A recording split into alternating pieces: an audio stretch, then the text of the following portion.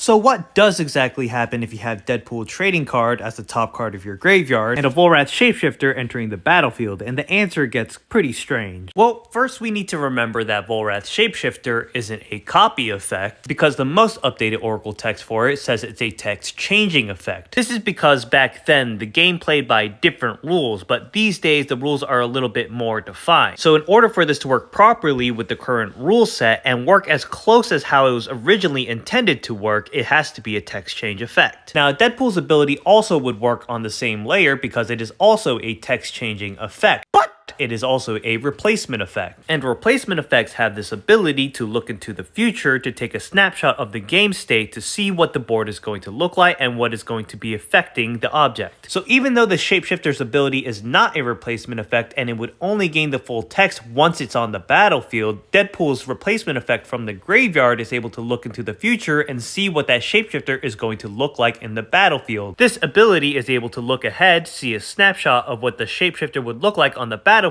and what effects would apply to it at that time. So what that replacement effect will see before it gets to officially apply is a Volrath Shapeshifter on the battlefield and the ability to have the full text of a card in the graveyard. It can see that this effect will be applying at that time and take that into consideration. It will end up seeing something like this. So now that the replacement effect has an idea of what the Volrath Shapeshifter is going to look like when it enters, when the Shapeshifter actually enters the battlefield, there's a replacement effect for as it enters that we can take into consideration and look at another future snapshot. So for this example, let's say that we want to swap text boxes with this Stormcrow. As this Deadpool Shapeshifter applies, we can swap the text box of this card with the Stormcrow, which will result in a Stormcrow with the text box of the Deadpool Shapeshifter. And as a small side note, yes, the flavor text is part of the text box and it will gain that flavor text. Now here's the million-dollar question. What is this Volrath Shapeshifter now going to look like? Go ahead and pause the video and take a minute to guess what it's going to look like. Alright, did you think about it? Because I find the answer to be very strange. Now if you guess that the Shapeshifter is going to have the full text of the card, meaning it'll still have the name, the mana cost, the colors, and the power and toughness, and all that other good stuff, and just the text boxes swap, you would be incorrect. What it will actually end up looking like is just the original Shapeshifter, just with the swap text box of just having flying. Because when we swapped away the text box, the original underlying ability that made the Shapeshifter what it was disappeared. This Stormcrow doesn't have that ability anymore. All it took was the text box that it saw at that time, and that was a locked-in text box. So for the controller of the Stormcrow, it's not going to matter what the top card of the graveyard is going to be. It's just going to have this text. And for your Shapeshifter, because it lost that underlying ability to make it have the full text of a card, it's going to revert to its original text. And so for your Shapeshifter, it also doesn't matter what the top card of your graveyard is going to be. It's just going to have this locked-in text box.